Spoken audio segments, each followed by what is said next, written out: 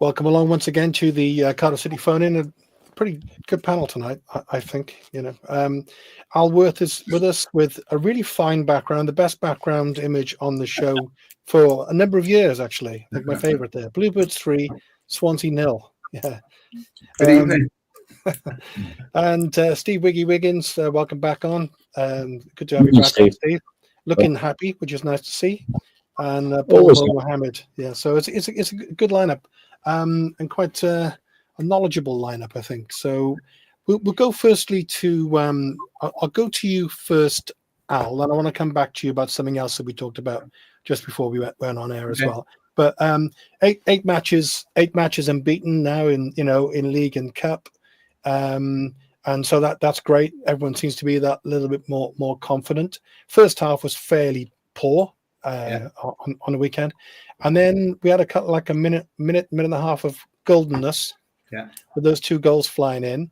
And then we hung on to it. So it was kind of, I thought it was a gutsy, brave, massive win, vital win. Al, was that kind of how you read it? Yeah, it could have been. I mean, if Ashford had put in that chance just after as well, we'd plain sailing. I think perhaps even a month or so ago, we'd have said, we were sat there, even when Derby scored, we were like, oh, do you know what? Same old here, like Watford did, It's going to be a late equaliser. But I think possibly they're showing a little bit more strength and fortitude now, aren't they? And being able to hang on in the way that they did. Fantastic. It then does make you think some of the games where we lost very, very late equalisers, I don't think we played any worse than we're playing now. It was just you're right. Going for us. And you kind of look, we'd have been sort of mid-table. No, he's crying over it now, I suppose. But things just seem to be going a little bit our way.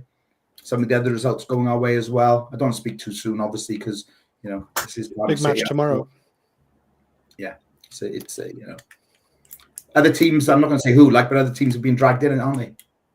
Yeah, so there is a team. I can't remember. It's someplace. It's not that far away from here. I don't think actually. Who seem to be in nosedive, But the name escapes me. But there might be a clue behind you. I'm not quite sure. There we go. So Steve, it was a bit of a relief though, wasn't it? That second half, because we sort of suddenly came alive. And I suppose the most important change, we've remembered how to score goals, because the second one in particular was probably one of the best work goals we've had at home all season, I'd say.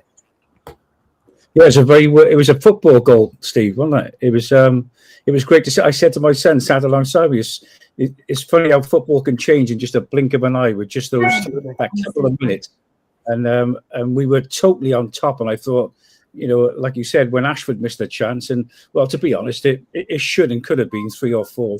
It should have been more comfortable than it was, shouldn't it? But it was great just to dog out the victory, Steve. Here's my question for you, though, because the first half, as we said, was a bit of a drab affair all round. I mean, Derby were on top. Let's give them a little bit of credit first half. But do you think we're starting with our strongest side? Personally, I would have started with El Ghazi after what he did at Millwall. But is he fit enough to do that? Yeah, I don't know. Just putting that out there. That's all. I think that's a good point, Steve, because I was just going to say, to respond to that, to add to what you're saying, I wonder if he's our new super sub, actually. David Fairclough, too. Yeah.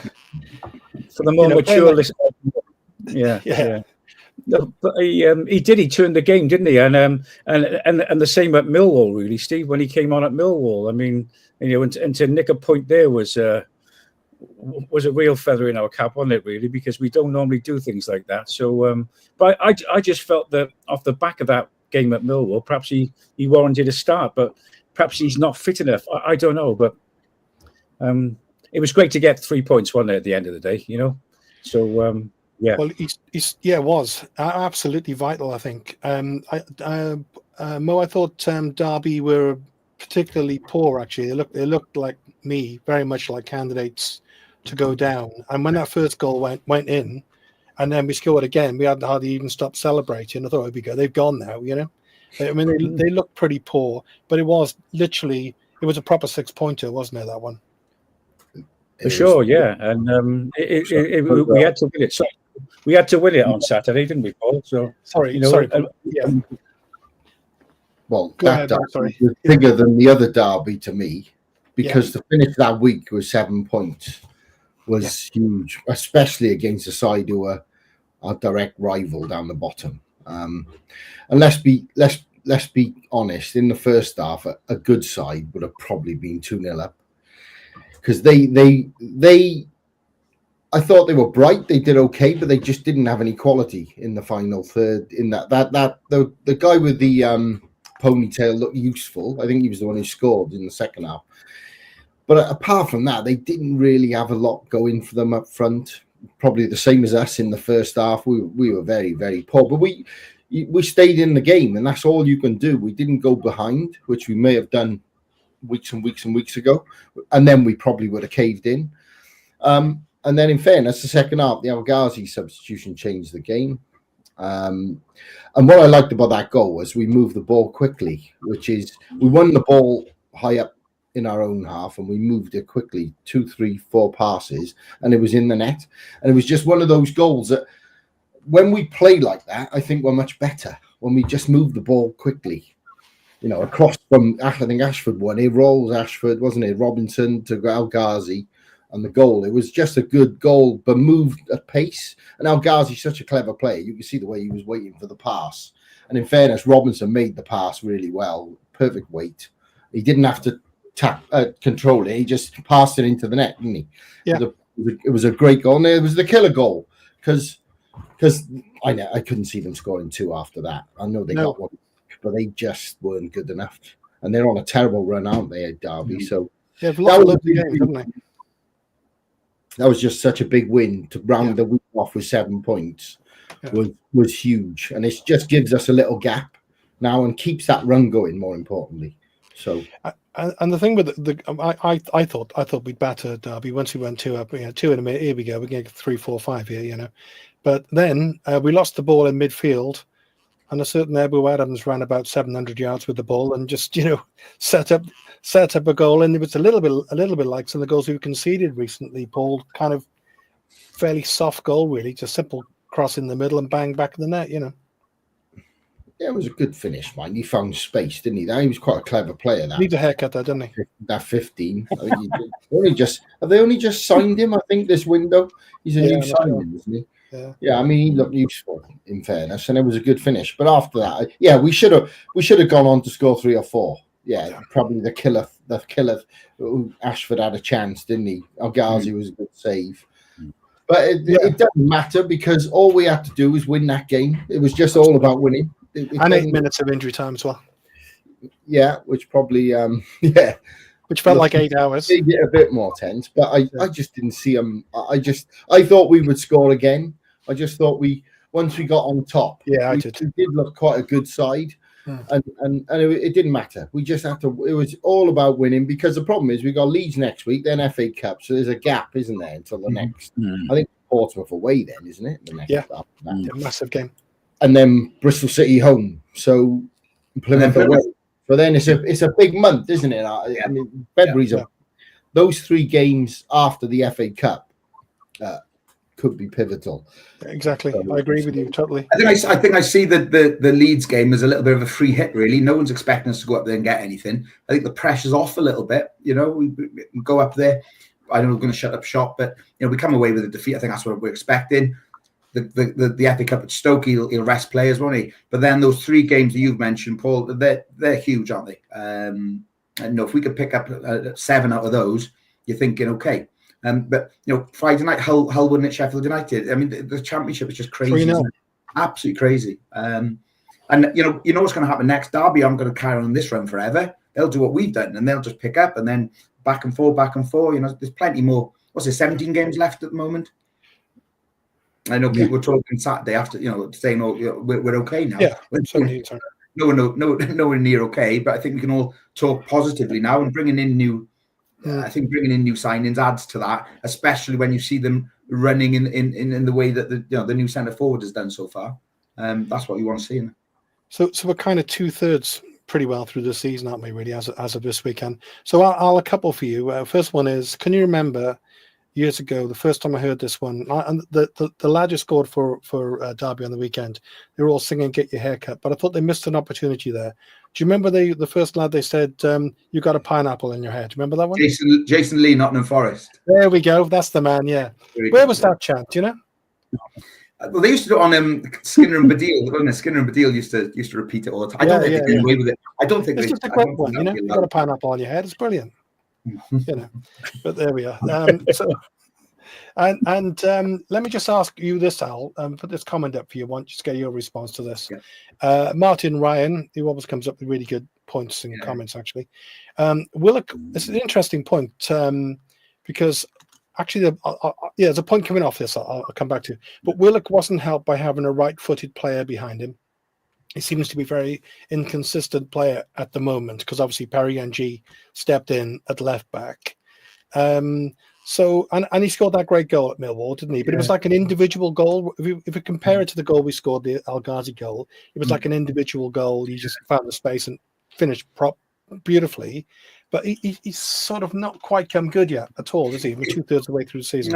Interesting you mentioned about Perry Ng. I was with a Derby fan on the weekend and watched it with him. It's great, I think, to get an opposition's view of your players because ours are all a little bit jaundiced, aren't they, the way we think about them. And he said, "My God, that Perry Ng is wasted in defence for you. He's the best player you've got." It's really interesting, you know. You think, well, you know, we don't see him that way. But sometimes, you know, he came forward a couple of times, and you're thinking, well, yeah, you can see why opposition fans rate him. Good player. Willock, I think so. And Willock, I think against Millwall, I think he was in danger of being hauled off. I think if he hadn't scored that goal when he did. But you know, he's got that in him, hasn't he? And you know, he's a class player, same as El Ghazi. They're great. They can do that sort of thing. I thought El Ghazi looked strong. You were saying about him being fit. I thought he looked very, very strong. Seems to have a lot of upper body strength, you know, and in comparison to some of the players he comes up against. And of course, if they've been running for 45 or 60 minutes or whatever, you're not going to want to face him, I don't think, as a fullback. No, that's why I personally think it's a good idea to have him on the bench mostly and bring him on. You know, but he looks fitter. He looks stronger, like you said. He looks really up for it. That goal seemed to mean something to him. And he made a point of it.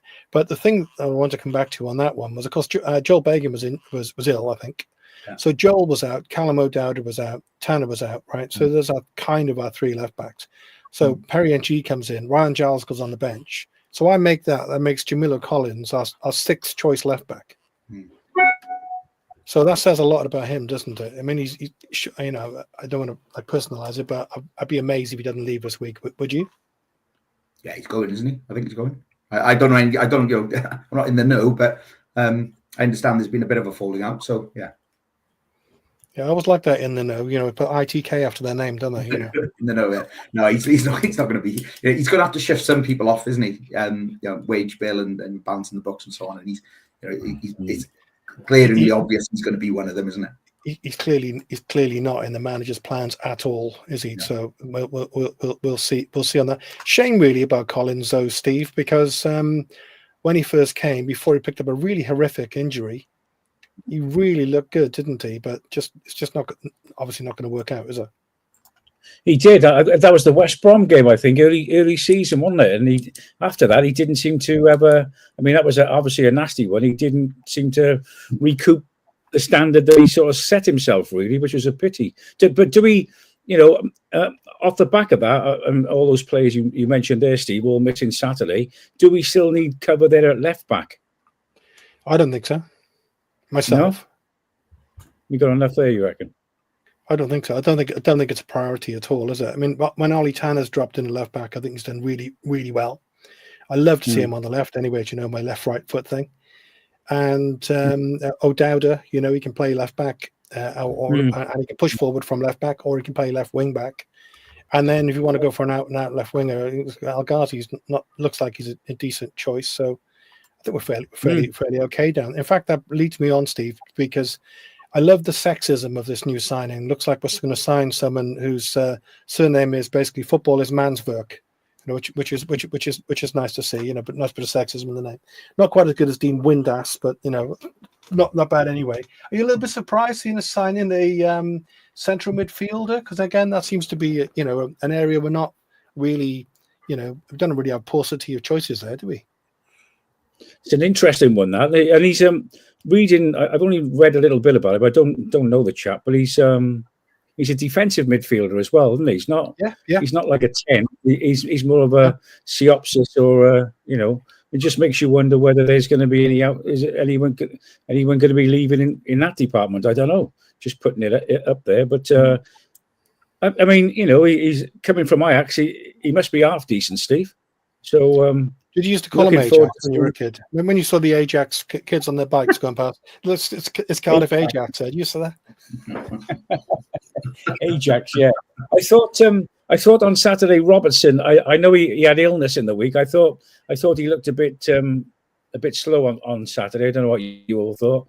A couple of times he had the ball. He tried to tap and run down the wing, and there was nothing in his legs. But perhaps he's still feeling the effects of his illness, because there's quite a bit of illness in the camp at the moment, isn't there? Like everywhere else. But like everywhere else. Like I think some of those youngsters, Steve, Robertson, Turnbull, they're all contracted for a while yet, and they're going to be the future. They're either going to be the future of the team, or if they perform particularly well, we're going to get fees in for them. So I think there's been some sort of transfer strategy there. Buying them young, signing them up for a long time, and as opposed to, we touched on earlier, didn't we, before we came on here, a lot of the more senior players, their contracts are all up. And Paul had mentioned earlier about offers or contract offers. We've got 12, 13 players there that we've got it. And I'd said last week, we'll be waiting to see whether or not we were going to get candidates relegation or not, whether or not we were going to be offered, but whether or not they were going to be offered contracts, I don't know. It's difficult times, isn't it, for the football club? So what's your take on that, Paul, in terms of from a kind of a business point of view? I suppose it makes sense, doesn't it, to protect your most kind of valuable assets. So we've got something like Callum Robinson, for example, right? Callum Robinson, I think I checked today. I think he's the joint third highest scorer in the Championship, including League and Cup. So he's having an amazing season, really, with a side who isn't doing so well. But I think he's 28 or something, coming up to quite soon. He's out of contract. And if you compare that to some of the youngsters coming through, Paul, I suppose Steve's point about looking after them and maybe getting them on longer contracts. Tanner being an example, being talked about this week, isn't he? Rumours of Leeds and other clubs. If you've got a player like that on a 3 or 4 year contract, then that becomes quite a valuable, saleable asset, doesn't it? Robinson's 29, so yeah. I mean, it's up to him on what he's looking for, really. I think he would be one of the top earners now, because he was signed when he was Premier League, West Brom. He'd be on top wages, but ultimately he's far and ahead our top goal scorer, isn't he? He's our main goal. 6, what's he got? 6 in 6. Is that good timing because he's out of contract and it's January? Yeah, but he's always been a good player, hasn't he? He's been one of our best forward players. He'd be the first name on the sheet every time he's fit. He's a 10, or he's not quite a 9, but he's good enough to play. Yeah. And on that point, goal scorer. So sorry, Paul. We haven't got many of them. No, we don't. But I was going to say he's kind of, because he is one of the joint top scorers in the Championship now, and certainly our most dangerous player, really, in terms of goals. So you don't really want to be dropping him, because we need goals. It's great to see us scoring the goals. Can you see a point maybe where maybe Salah might play as kind of the number 9 and Robbo in behind them, so you get goal threat from both? Looks a bit raw to me, that the new signing. I think he might take time, but perfect to have on the bench, because we haven't really got many other options in that position. Starting, I don't know. Put him on in the FA Cup. Maybe he just looks a bit raw to me. But he's only just turned 23. He's more of a project. They paid quite a lot of money for him. Yeah. When you look at the package, not just the transfer fee. So he's an investment, but he's 23. So, and a number 9, it's worth, those type of players, they're worth taking a gamble on. Because if you signed a 23-year-old from the Championship, it would be a lot more money than we paid for him. So you've got to go abroad. That's where the value is. That's what the club are doing now. And in fairness, for all the criticism that the club gets, we signed another striker this January. They paid money for a striker. Not many down the bottom have done that. some of the sides are selling their strikers. So, you've got to give credit where credit's due sometimes. Yeah, of course. They're looking at this lone player from Ajax, and I'm told there could be another striker on the way this week. So, yeah, I mean, goals have always been the problem. And I said right at the start of the season, I don't think we solved the box-to-box midfield player or a striker. Robertson is a maybe still in that position to me. Turnbull looked good when he had his little run in the side. He's quite a technical player. I like him. Yeah. But he's now out virtually for the rest of the season, back to maybe April. Yeah, so more or less. I mean, but he's on a long-term contract. He looks a good player. So I think this lad they're signing from Ajax, I think that type of player we do need, because in fairness to Rawls and Siopis, their passing ability isn't they run around, they break up play, they're good for what they do, but they're not ultimately creative players, are they? No. And we do lack a bit of creativity. That's what I think. I just think from the midfield to the front, we do lack that little bit of killer pass creativity. Where if we get El Ghazi fully fit, because he has struggled with fit, he didn't play, did he, for almost a year? No, he had a big dispute. So maybe that's the reason that he's now starting to find his bit looking better. These clever players, they want the ball played in behind Robinson's. We haven't really got that player who can play that pass. So, to me, I think that might be a good sign in this kid from Ajax. So let's see. So you mentioned Paul mentioned there Joe Rawls in that dialogue, and I thought he's another one who gets an awful lot of stick, Joe Rawls, and he's not Ronaldinho, he's Joe Rawls, but I thought he had a really good game on the weekend, and I thought against Swansea, it clearly means the world to him, and I was quite impressed. He would have been right up there for me. It was difficult to choose a man of the match, honestly, on the weekend. I think he was right up there for me. I thought him and I noticed he run into the end. I was saying before we come on here, the level of his fitness at his age as well. We think of him more as a veteran, I suppose, don't we? But the level of his fitness is incredible, because he was running at the end in the same way as he was at the beginning, and same as Andy Vinamota. Forget it, right? He had a good game too. He ran right at the end. He made a sprint. We were in injury time, and he sprinted up the right hand side. And I was thinking, the engine's on those boys. It was great to see, really, really good. I don't think I've always appreciated Joe Rawls as much as I have then when, backs against the wall. Some people, I think, would perhaps go hiding a little bit. Some players have had criticism. Rawls isn't always the most popular amongst fans. But he's never hidden, has he? He's always come up and he said, right, I'll give it a go. So yeah, I was the same as you. I was really, really impressed with him on Saturday, second half in particular. And I believe you had a personal moment with him before the game, because your company, first time I think, sponsored the match. And I was at the oldest mascot there, actually. I've got to say, I got to shake Joe Rawls' hand, and I haven't washed my hand since. So it's been. Did you say he tapped you on the shoulder? And you look around, it was Joe Rawls. Yeah, I was just I was a bit starstruck, I think is the word. It never leaves you, to be honest, Steve. It was great, really, really good, really, really good. And so you told me a little bit about it before, but you didn't realise you were going to be on the pitch. I think you said Damon Searle was your kind of ambassador, I suppose, for the day. So you're on the pitch. Joe Rawls taps you on the window, gives you a high five, Yeah, I mean, following on what Paul said, credit where it's due, and I've heard people slag off the hospitality and what goes on behind the scenes. But if you've got someone like Damon Searle sort of hosting you for the day, if you like, and he's just a normal bloke, isn't he? You can talk to him about 92, 93, and then you can come right up to present day, and he's giving his opinion. We were just talking City all day, and then he's give you his opinion about the current squad and so on as much as he can. Really, really good host, and I've got to give it to the club. And I'm one of the club's biggest critics, I got to say. But they didn't put a foot wrong on Saturday. Hosting us, we had people from company there. We had family, friends there. And really, really made welcome. It was great. I mean, winning on the back of the Swansea game. I got to say, everyone. Roger Gibbons is the main host, and he was just had a smile from ear to ear the whole day. So it made his job a lot easier than we'd beaten the Jacks last week. you know, and there you go, 7 points. Nice. The new suite is nice, isn't it? How it's done out. Yeah. Al? Yeah. The Rico, it's nice. Yeah, very, very much so. They've done a good job. And I think, you know, they do need to attract people in there, because I've spoken with them previously, and the commercial department, when we're not doing well, they just say they can't get anyone in there, and they, you know, they do need the support. But it was full on Saturday, I've got to say. And then I was saying that, Damon, I said to them, well, the Swansea game, I said, you know, are people allowed to go a bit mad in here? And he said, you wouldn't believe what it was like. And then I was kind of thinking, they were playing loud music. It was like a disco in there after Swansea. It was. I hadn't seen that before. Yeah.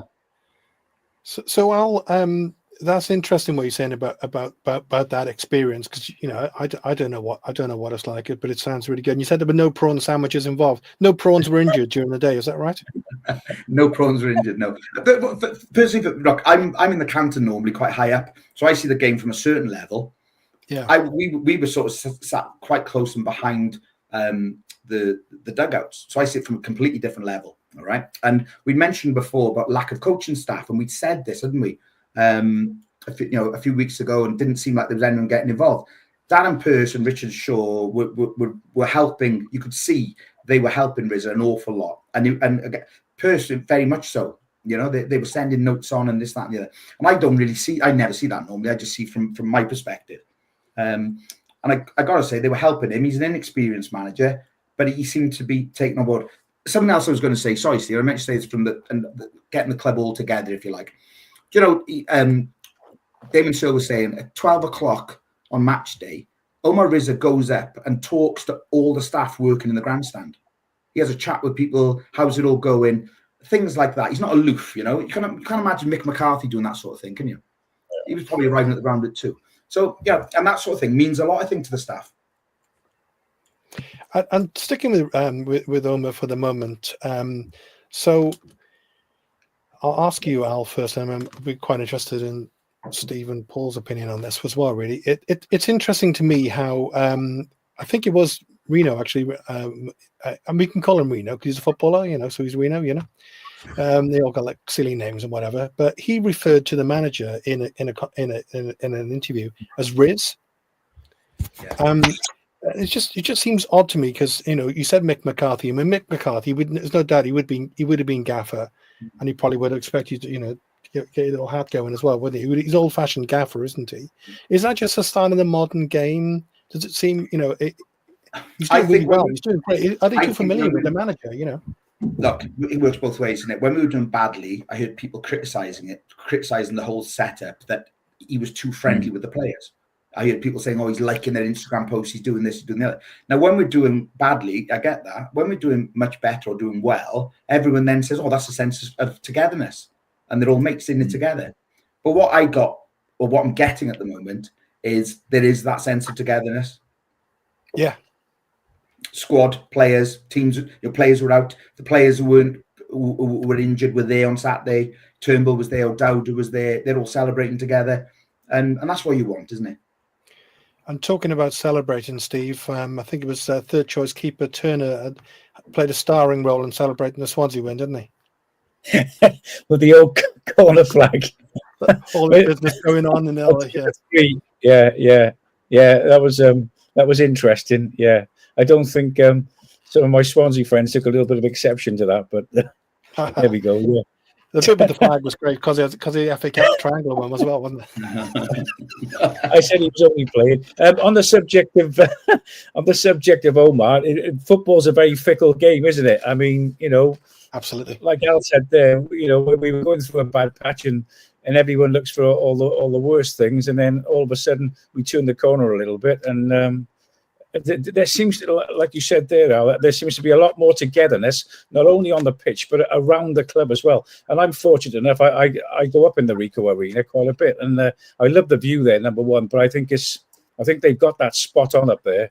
With it's great to see the likes of Gilo, and I can have a chat with Gary Bell and Jeff and all that. I think it's a really good scene up there, and I didn't know that about Omar. Talking to the staff, Steve, but that's really good. That just shows that he's coming from a ground level, and people appreciate things like that, don't they? I can't imagine them, going back to the 70s, Jimmy Schooler doing the same thing. But, and him having a bit of a nickname, but yeah, I think it's really good. It's nice to see, really clever. Yeah, it wouldn't have been Jim or Jimmy or Schools, would it? That's for sure. What do you think, Paul? Any thought on that at all about the relationship between players and the manager? Is it just the way it is in football now, or is there even an issue? I don't know.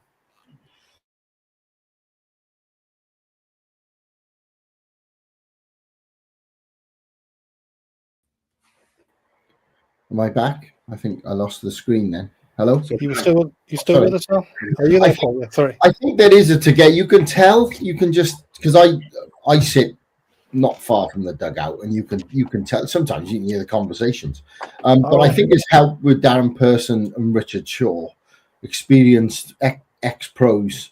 Obviously, no managerial experience, and none of them have between them.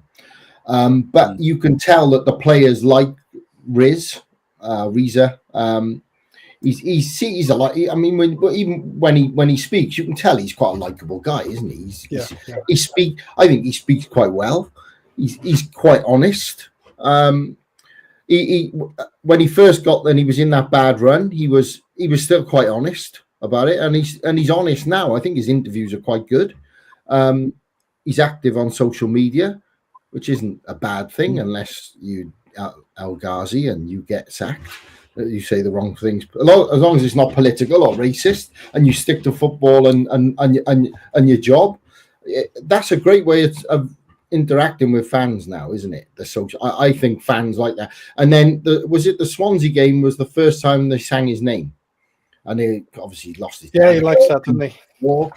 Yeah, well, he lost his dad, hadn't he? The couple of days. Yeah, exactly. And you could tell there was emotion, and he got sent off, didn't he? And I think now the fans have really warmed to him, because I'm sure he would admit that he is a very, very, very lucky person to be in that job. He didn't really deserve to be given the job. He had no credentials to get the job. It was just in place. The club brought him in, so they must have a lot of faith in him. Bullet didn't bring him in. The club appointed him. Oh, so I didn't know. Yeah, he was brought from outside as Bullet's assistant. He wasn't appointed by Bullet. all right. So that tells you that they have faith in him. And he's a very ambitious guy. He's quite an intelligent guy. So now he's been given the chance. All you can do is back him. To me, he shouldn't be there. It's just a symptom of how bad a position we were in. And that contract saga going on over the summer with Bullet, and then we just had a disastrous start, didn't we? First 6 games, 1 point. So we're 6 games behind everybody already. So you've got to look at his record: 23 games, 29 points would comfortably put you mid-table, and that really is without an out-and-out striker. And you could say we're a few players short of a half-decent team now. I think. With the youngsters they're signing, the signings are better. They're signing younger players, Robertson, Darlans. These are all in their early 20s. All of a sudden, the signings are better. We're not signing journeymen. Kango was a loan, so we can get rid of him. The new striker is a signing because he's a youngster. That's worth it. So you can see they're now thinking about what they're doing and doing it. Scouting the markets, doing things properly. Yeah, we should have been doing for a long time. And thankfully, kids are coming through the system now, aren't they? And getting in the side. Colwill, Ashford, who to me looks really, he looks so good. Really. Well, I just hope we hold on to him, because I'd love to see that goal going in. Yeah, well, yeah. I think if he'd have scored that, he might have been on the move this window. No, he actually looks technical. In a technical sense, he looks a player. I mean, he's only played a handful of games. I know you shouldn't get too excited, but he does look like he's got all the attributes to be a top player. Was he 20? But it's good to see the youngsters now from from the local community are coming through the academy and getting in the first team. That is really important for a club like us with a big catchment area. The kids can see that, and they see a pathway, and they see the new academy being built in Lamrumney. You know, the club has got planning for a new training ground. They're building on that already. So the things off the pitch, you know, we got a Premier League UEFA A standard stadium. You know, the things off the pitch are quite good. You know, okay, we looked like we could have been relegated in the last few seasons, and I got to be honest, the way it was going a few weeks ago, I thought we were on our way this season. I did think this was the season where it was just going to catch up with us. I mean, it's still May, but thankfully, I think there are 4 or 5 worse sides than us in this league, even without any more players. So you've got to say that things are not that bad. You know, the club could be run better. There are criticisms. There's plenty of them, of course, and fans always want more. But you can't. There are massive positives off the pitch. But okay, I do accept. At times, the communication could be better. The club could be run in a better way. There are a number of things, but you know, to want. I'm sorry, I always come back to this. To want to call the owner out, to me, is a little bit short-sighted. I don't agree with it. I mean, everybody has an opinion, a right to protest. Got no problem with that whatsoever. You know, vent your feelings. We're all stakeholders. We're all fans. We all have our opinion. But I just think that. Where are the local people to invest in the club? There aren't any. Okay, you know, it's not that easy, is it? Get rid of the owner, right? Okay, then what we do next? It's not that easy. And you know, the club has a negative cash flow. The club doesn't make money, so who's going to fund it? That's not an attractive sell. You know, that's not an investment. Sometimes you think. You know, you'd have to invest with your heart, not your head, really, wouldn't you? And you know, as a fan, maybe, you know, you would if you had the money, but it's not technically. It's not unless we're in the Premier League. It's not really an investment. So I just think we have to take stock. You know, again, stay up this season. But to me, the long-term planning is looking far better than it was. Well, it has been in the past. So that's my little rant over. But yeah. No, it's a really good rant. And there's been lots of positivity tonight. So we have, you know, remember this, there is some positivity. Yeah. So just to say, Mo, just come back to something you said in the middle of all of that, actually. And you mentioned about you referred to social media, right? You referred to social media. So obviously we know, you know, Mate has had some, you know, the point you made was about using social media. And we talked about Mick McCarthy and Neil Warnock. He wouldn't know how to spell Twitter, would he? That's right. You know, it's just not something that they do. But once you put yourself on social media, unfortunately, once you put yourself on social media, then you know you do leave yourself open to getting responses, and you know, and the world's a fairly nasty place. So it can get quite nasty.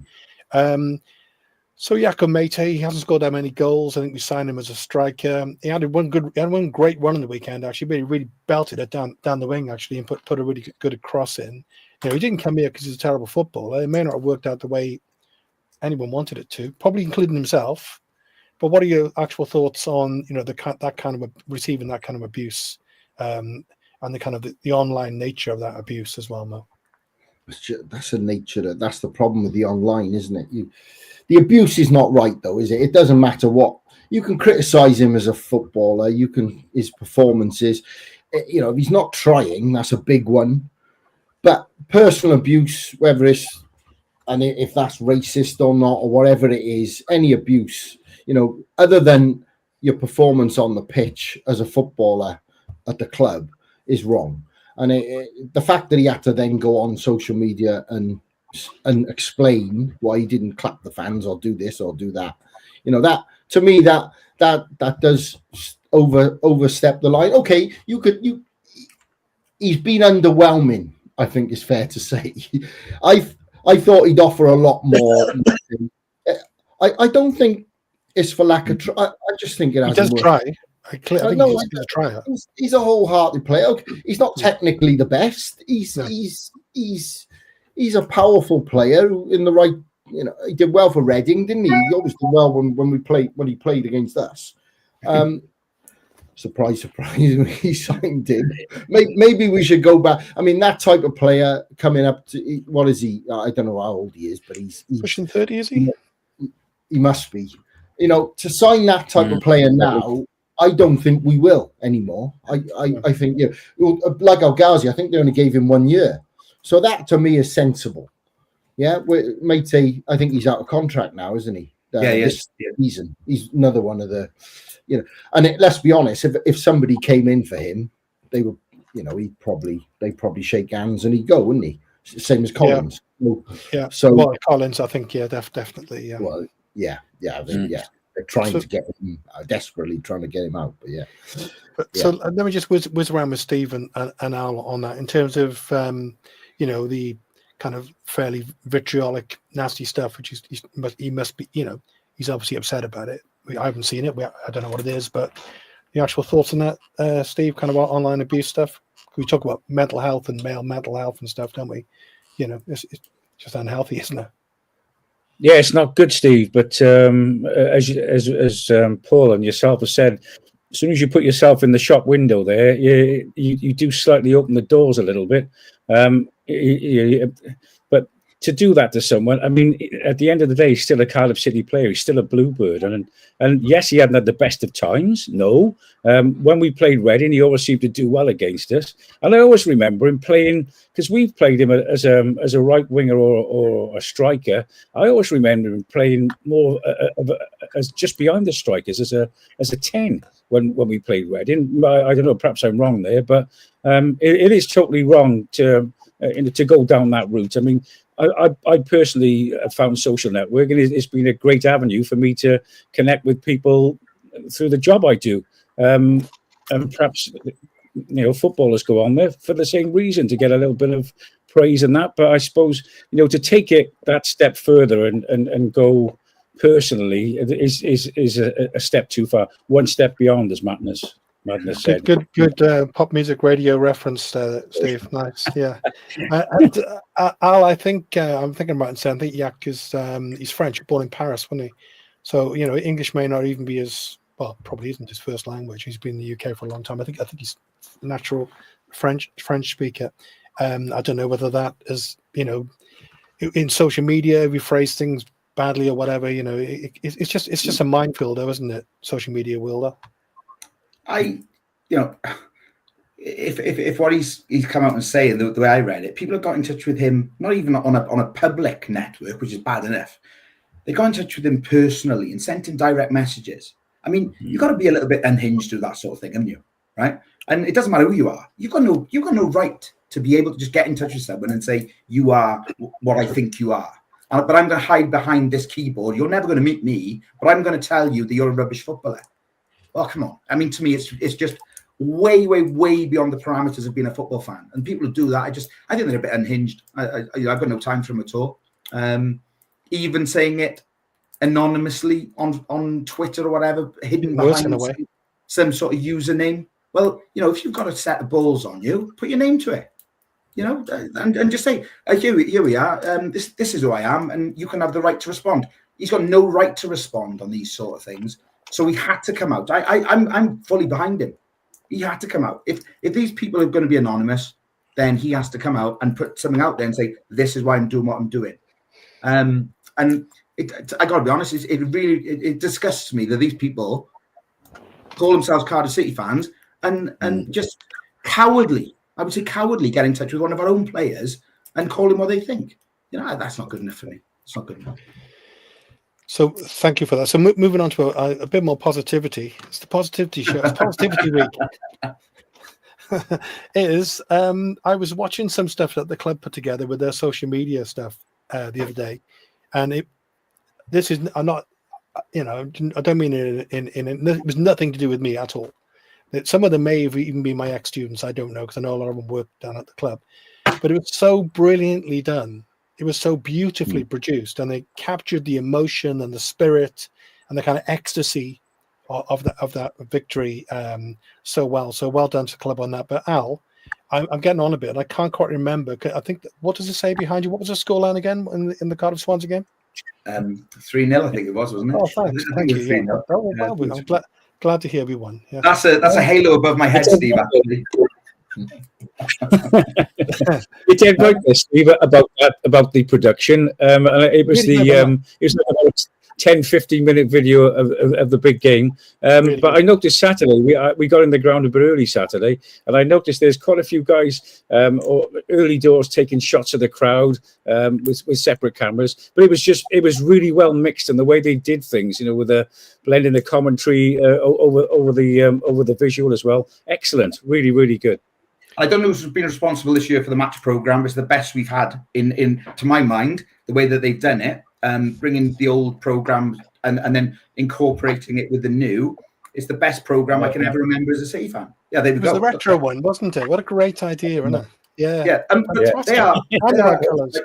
Yeah, they're unbelievable. They're fantastic, aren't they? Because they've got them just so spot, even down to the font and everything. The one Paul just held up then. That was like my formative years, 78, 79. And they've got it all right, haven't they? I mean, that's lovely. I don't know who's responsible for that, but they deserve that pat on the back as well. And the Derby fans would have liked that as well, obviously. Both sets of fans would have liked that.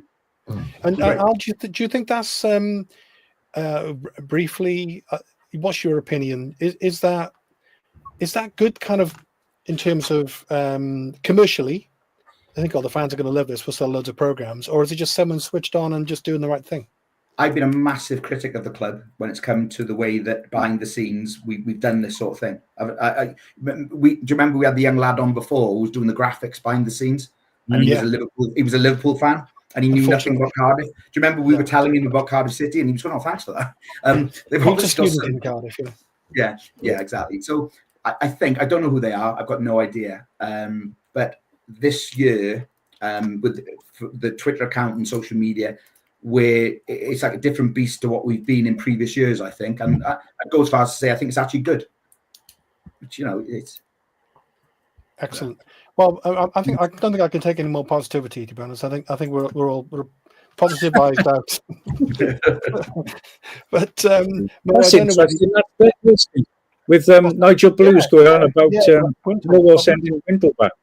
Yeah, that would be interesting. I was thinking on the weekend. That's one thing we are missing is it'd be nice to have a long throw. Remember when? Well, you can go back a bit. We can go for Bobby Woodruff and all that. But even when we have Mozza in the team, and I think Wintle's got Andy Legg. Yeah, I mean it's a weapon. Especially with that new Yusuf in the team now, new centre forward. If you're chasing the game, I always think a long throw is a brilliant weapon to have in the squad. So. Neil Warner Club. Interesting. Yeah, we had a few then. I want to ask Mo a couple of things. I don't know whether you have. Have you heard anything at all, Mo? I don't know about, or is anyone actually on the panel about Omar's appeal? Because he was like around on the weekend, sort of. But do you know we were asking to get it, the 3-match ban thing rescinded, weren't we? Haven't heard anything on that. And secondly, you said earlier on, your gut feeling is you think there might be another striker coming in. So, do you think that strike? Do you think that would be? And you going back to what you said about Salach and saying he's a bit raw. I'm reading between the lines. Would you? This is only. I'm just asking your gut feeling. Is your gut feeling that the striker coming in would be like a striker would be like the main number 9 with Salach as a backup, or would you think it just would give us more options up front, or do you have no idea? Well, all I know is that one of the I won't name names, but one of the decision makers said to me at the Swansea game that, because it was a bit of a moan about the protest, because they said that we just signed a striker for a package of X amount of million. Because the day before, and he said we've got terms agreed for another one next week, but that was last week, so it didn't. But this is what happens. It usually goes down to the wire in the especially in January, doesn't it? So it's another week, isn't it? Next Monday, you said. 11 p.m. I think it is. So I just thought maybe it was that kid they were tracking from Peterborough, but I know Peterborough's asking price is way too high.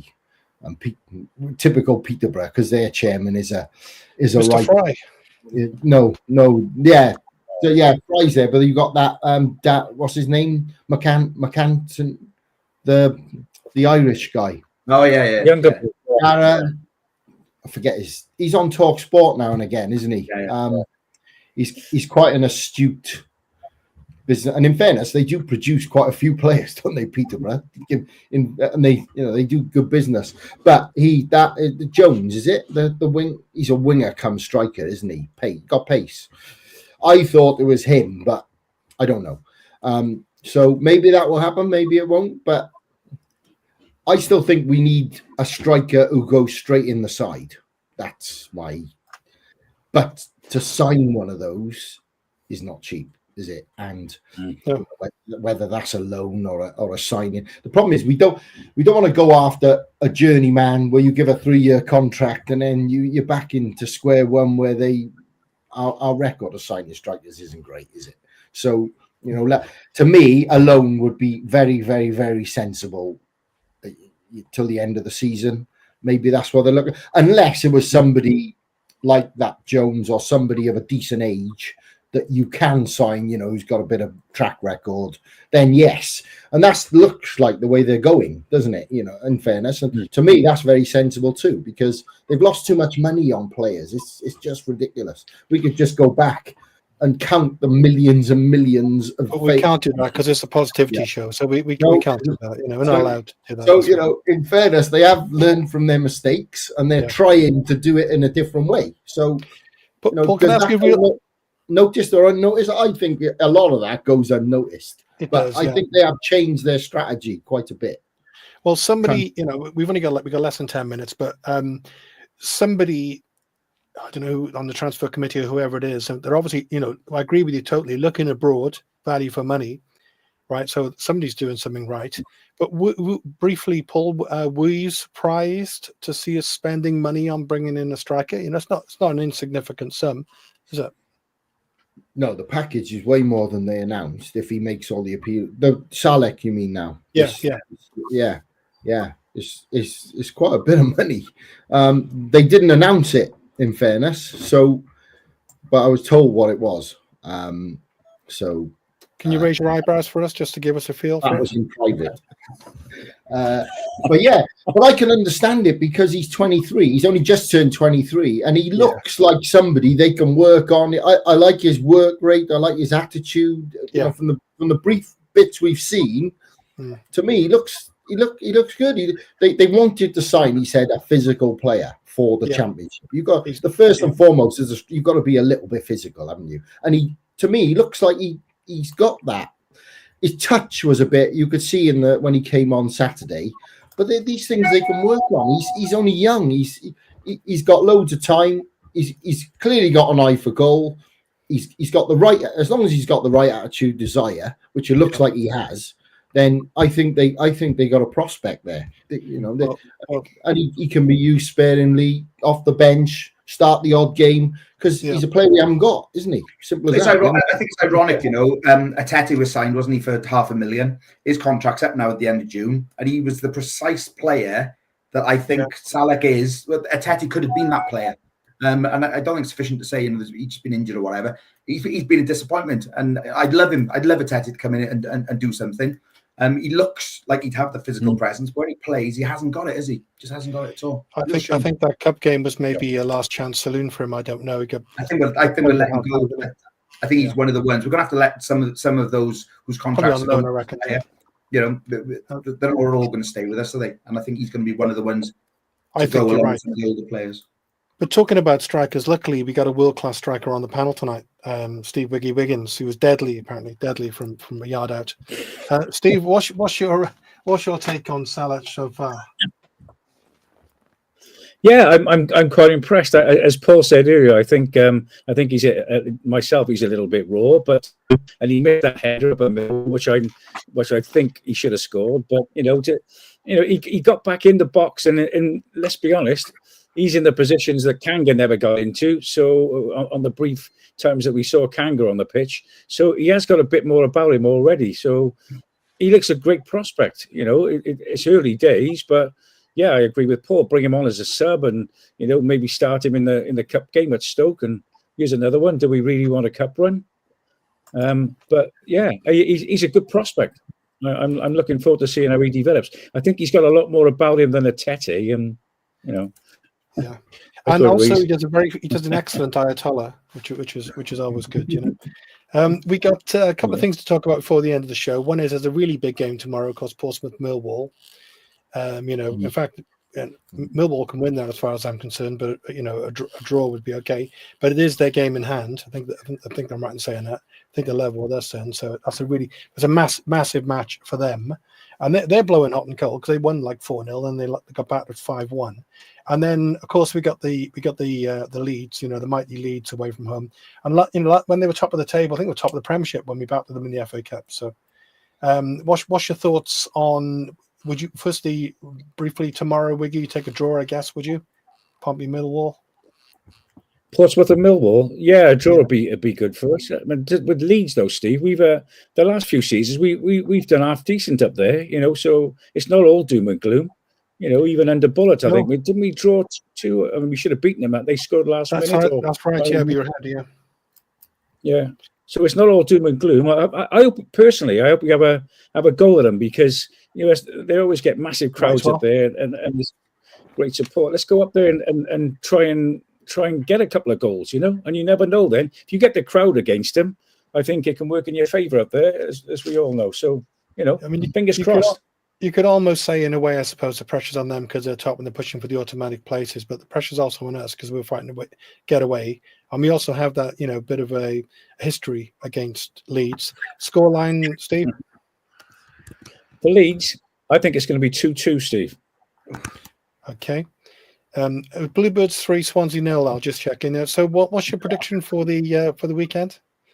I never go against City normally, but I'm really impressed with this Leeds side, as I am every time they mess up their promotion every year. But no, I think Leeds will be too strong for us. I've got to say, I think 2 or 3-0. Sorry. Okay, Mo. 3-1 Leeds. Okay, so we're not predicting a win, but we do go up there, don't we? With a certain amount of confidence, Steve, based on the 8 games unbeaten, and we start to score goals again, and we can, as you said, I think earlier, we played some lovely football at times in the second half on the weekend, both goals, in particular. So I wouldn't take it for granted, that they're necessarily unbeatable. What do you feel, Steve? Do you think we can get a point? I do, yeah. I think we. I don't think we're incapable of getting a point up there. If we look at again the Sheffield United Hull game the other night, Exactly that. Yeah, I think first goal is very important in a lot of championship games. So I think if we, if you can get that first goal and get the fans, turning against them a little bit, we got half a chance. But obviously, if they score after 2 minutes, like the Millwall did the other night, then we might be in trouble. But let's hope we take the game to them. Who knows with a couple of if there's a couple of other new faces in the team, this kid from Ajax in the midfield, we don't know. Yeah, we're on a good run. So. Hopefully, what Paul's saying, if there's another striker coming in, that would be nice. There's one question I wanted to ask. We haven't. I'll go with it. It might take us a minute or two over. I edit the show for the radio stations afterwards, but that's my problem, not yours. So, Mr. Ramsey being back in training. So, I'll go to you first, Mo, on this one. So, Aaron Ramsey, do you see him breaking back into the team this season? And if so, whose position would he come in for, really? Yes, I do, if he's fit. Because, again, he's that creative link we don't really have. Colwell's playing there. Yeah, I like Ruben. And I'm glad he's had a run in the side. And he needs to work on his end product. He doesn't score enough goals. And he's got to work on his final ball too.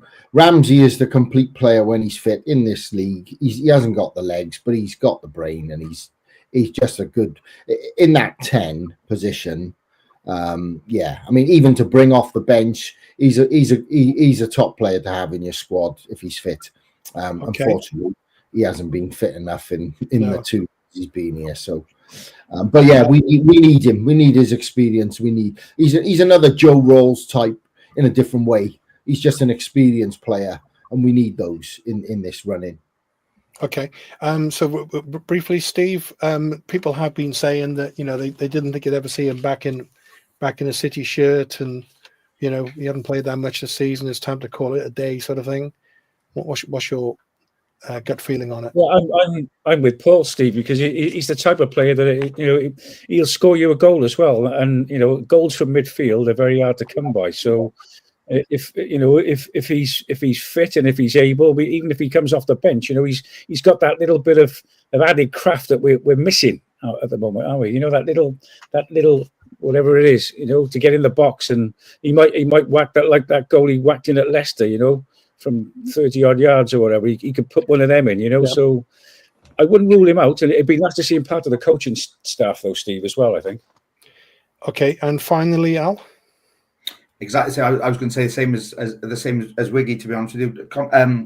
Ramsey's contract's up in June, but I see him as I'd extend that and in a player coach role to assist behind the scenes with his experience and who he's played for.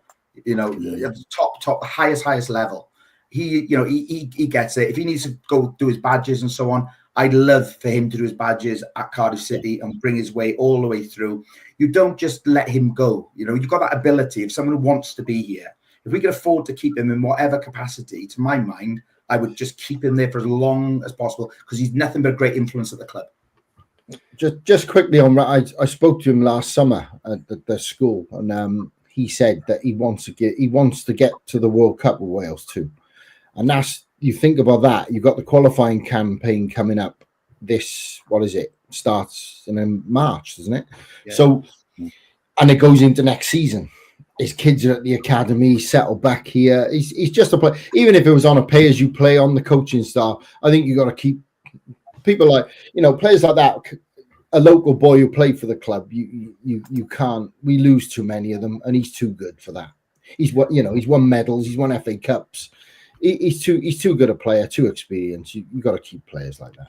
I know his injury goes against him, but it is what it is with his injuries, isn't it?